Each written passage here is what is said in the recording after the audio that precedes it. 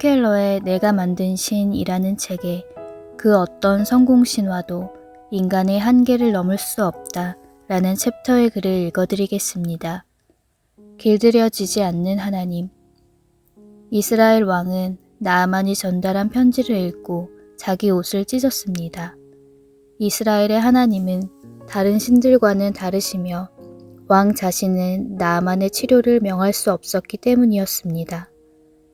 이스라엘의 하나님은 인간에게 노란하지 않으십니다.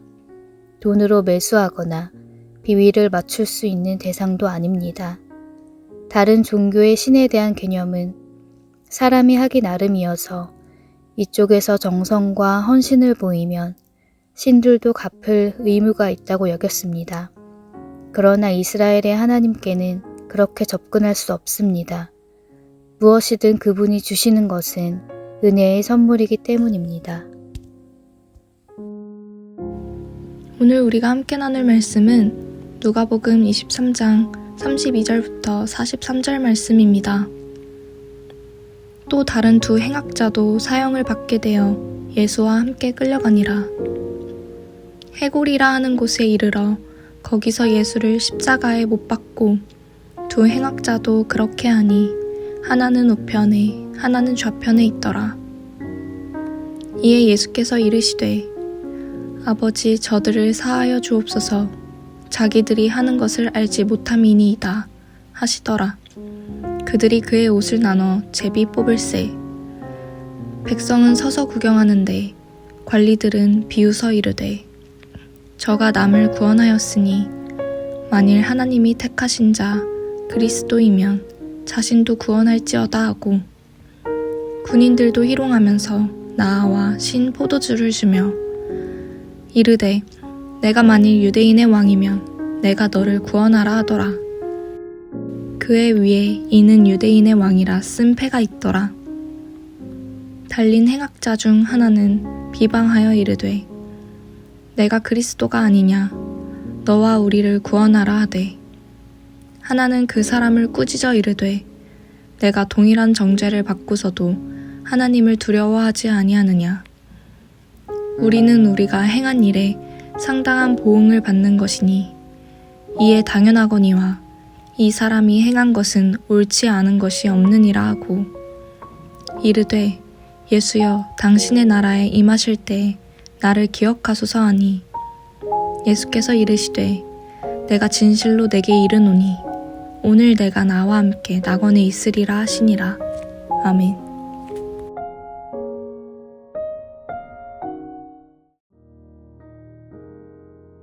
반갑습니다. 오늘 누가복음 23장 32절부터 43절까지를 중심으로 구원이라는 제목의 말씀을 함께 나누겠습니다.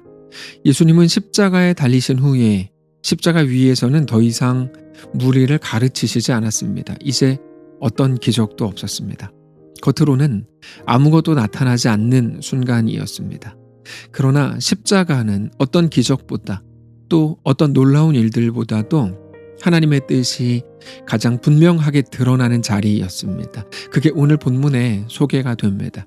예수님의 십자가 양 옆에 두 명의 행악자가 함께 못 박혔습니다. 32절부터 보시면 또 다른 두 행악자도 사형을 받게 되어 예수와 함께 끌려가니라.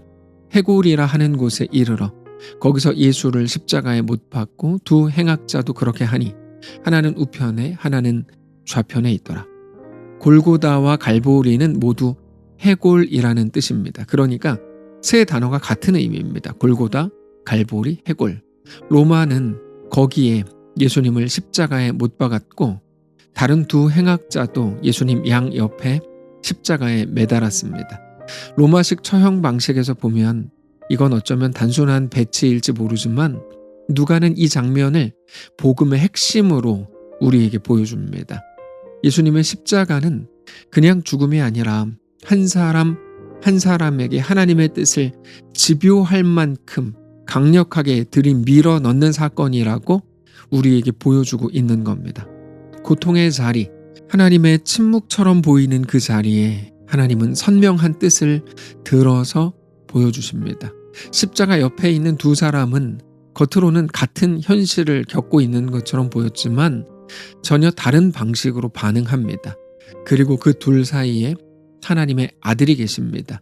우리는 오늘 본문에서 하나님의 일하심을 볼 수 있습니다. 그런데 그 하나님의 일하심이라는 건 분명 십자가를 중심에 두고 행하시는 일하심입니다. 특별히 예수님께서는 자기들이 뭐를 하는지도 알지 못하고 있는 저들의 죄를 용서해 주십시오. 이렇게 간구하십니다. 34절에 이에 예수께서 이르시되 아버지 저들을 사하여 주옵소서 자기들이 하는 것을 알지 못함이니이다 하시더라. 예수님은 지금 자기를 못 박는 자들, 조롱하는 사람들을 위해서 기도하셨습니다. 이건 우리가 헤아릴 수 없고 흉내낼 수도 없는 정도의 깊이입니다. 그런데 이것을 우리가 따라할 수 없는 이유는 이게 단순하게 인간적인 관용의 수준이 아니라 하나님의 마음이기 때문입니다. 죄인을 정죄하지 않고 오히려 죄인을 위해서 죽으시는 하나님의 사랑이 무엇인지 다만 우리는 알아야 할 뿐입니다. 이게 복음의 핵심입니다. 우리는 알지 못한 채 죄를 지었고 그런 우리를 위해서 예수님은 기도하셨습니다. 그리고 우리를 위해 죽으신 겁니다. 오늘 본문에는 계속해서 이런 내용들이 소개가 되는데 병사들이 제비 뽑아서 옷을 나누어 갔습니다. 그리고 종교 지도자들은 그리스도라면 너 자신도 한번 구원해봐라 이렇게 조롱합니다. 심지어 예수님과 함께 십자가에 매달렸던 한 죄수는 너가 그리스도가 아니냐 너도 우리를 구원해봐라 이렇게 말합니다. 이런 것들은 예수님이 메시아인지 아닌지 정말 궁금했던 게 아닙니다. 여러분 이건 굉장히 심각한 말들이었습니다. 예수님의 존재를 정면으로 부정하는 말입니다. 우리는 이 사람들의 행동을 통해서 예수님을 믿는 게 어떤 건지를 확인할 수 있습니다. 그들은 예수님이 자기들을 구원할 능력이 있는지 곧 유용한 분인지를 평가하고 있죠. 그 중에 단 한 사람만 전혀 다르게 반응할 뿐입니다. 이런 것은 우리의 삶에도 우리 현실 속에서도 이 시대에도 정말 많이 볼 수 있는 내용입니다. 당신이 하나님이라면 나에게 경제적인 어려움을 이길 수 있게 해주세요. 당신이 하나님이라면 내 건강을 회복시켜 주세요. 이런 식입니다. 하나님의 능력을 이용해서 오늘의 내가 더 잘 먹고 잘 사는 것으로 가고 싶어 하는 거죠. 그렇게 볼 때 그중 단 한 사람이 보이는 그것도 십자가에 같이 달려있는 행악자였던 한 사람이 보이는 그 태도가 너무 소중합니다. 너가 동일한 정죄를 받고서도 하나님을 두려워하지 않느냐라고 말하죠. 그러면서 우리는 우리가 행한 일에 상당한 보응을 받는 것이니 이에 당연하지만 이 사람이 행한 것은 옳지 않은 게 없다라고도 말합니다. 40절을 보시면 하나는 그 사람을 꾸짖어 이르되 너가 동일한 정죄를 받고서도 하나님을 두려워하지 않느냐. 우리는 우리가 행한 일에 상당한 보응을 받는 것이니 이에 당연하거니와 이 사람이 행한 것은 옳지 않은 것이 없느니라 하고. 자, 오늘 본문에 나오는 모든 사람들 중에 온전한 신앙 고백을 하는 사람은 이 사람 한 명뿐입니다. 그 사람은 자기도 극심한 고통을 당하고 있었지만 분명 하나님을 믿는 사람이었습니다. 하나님 앞에서 지금 자기의 죄를 인정하고 고백하고 있죠. 그러면서 동시에 예수님은 자기와는 다른 죄가 없는 분이라고도 말하고 있어요. 이 사람은 대단한 종교적인 훈련을 받은 게 아니었을 거고 엄청난 회개의 기도를 한 것도 아닐 겁니다. 그러나 단 한 가지, 그는 예수님이 누구신지 분명히 알아보았습니다. 그리고는 이렇게 고백하죠. 예수여, 당신의 나라에 임하실 때 나를 기억하소서. 42절입니다. 이르되 예수여, 당신의 나라에 임하실 때 나를 기억하소서 하니. 우리는 믿음이라고 할 때 너무 복잡하고 거창한 것을 생각합니다. 그런데 사실 성경적으로 보면 우리가 생각해왔던 조건들이라고 하는 건 그저 거추장스러운 것들에 불과할 때가 많습니다.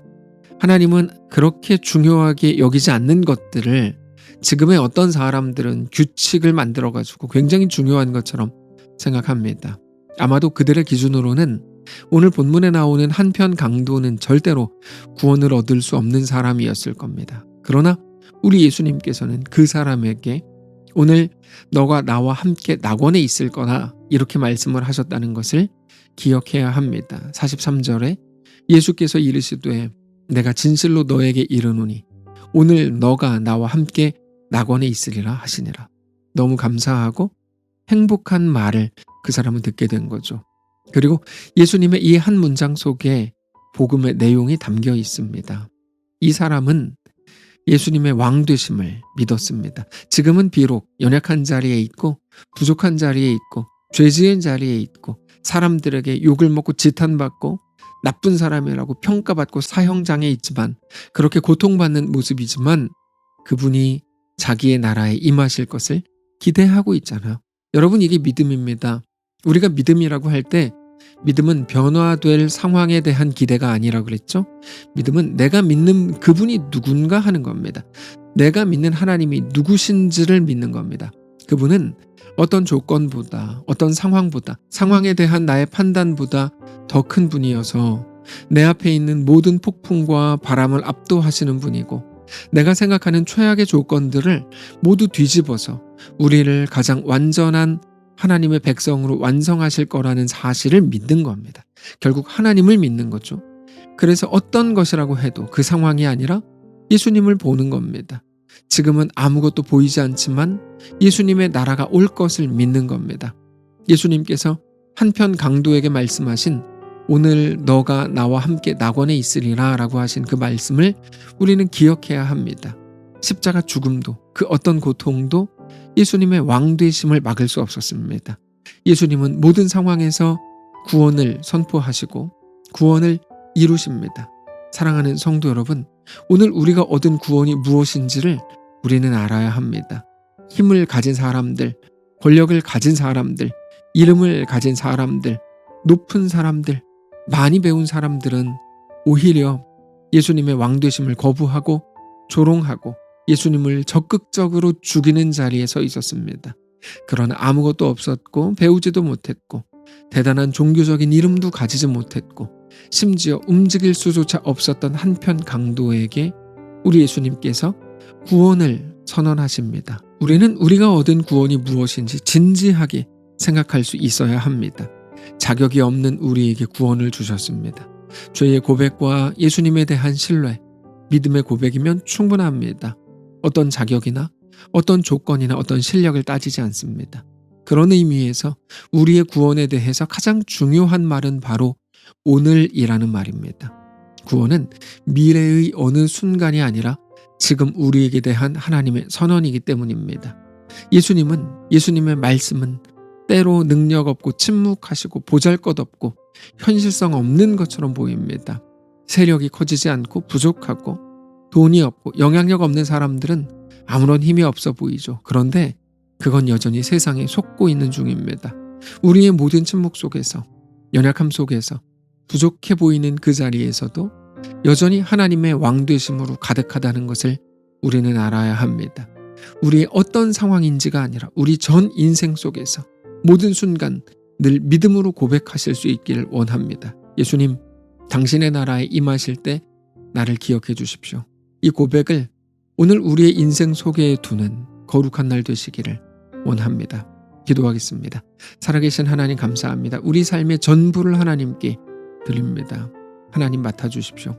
하나님, 예수님 고난당하신 고난주간을 지나고 있습니다. 우리 가운데 성령을 부으셔서 구원이 뭔지, 우리가 얻은 하나님의 은혜가 무엇인지, 우리가 이때 생각하고 묵상해야 되는 건 무엇인지 깊이 깨닫게 하시고, 특별히 내일 부활주일인데 새벽부터 늦은 시간까지 하나님의 은혜를 마음껏 묵상하게 하시고 그렇게 하나님과 믿음으로 동행하는 우리 모든 성도들이 다 되게 하시옵소서. 가장 아름답고 가장 따뜻하고 가장 복된 우리의 인생이 되게 하시옵소서.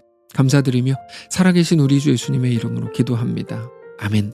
사랑하는 성도 여러분, 하나님께서 오늘 하루를 우리에게 허락하셨습니다. 믿음으로 우리 주께 나아가시기를 원하고 우리가 있는 모든 자리에서 하나님을 더 사랑하고 하나님 앞에 풍성히 세워지시기를 원합니다. 특별히 내일 부활주일입니다.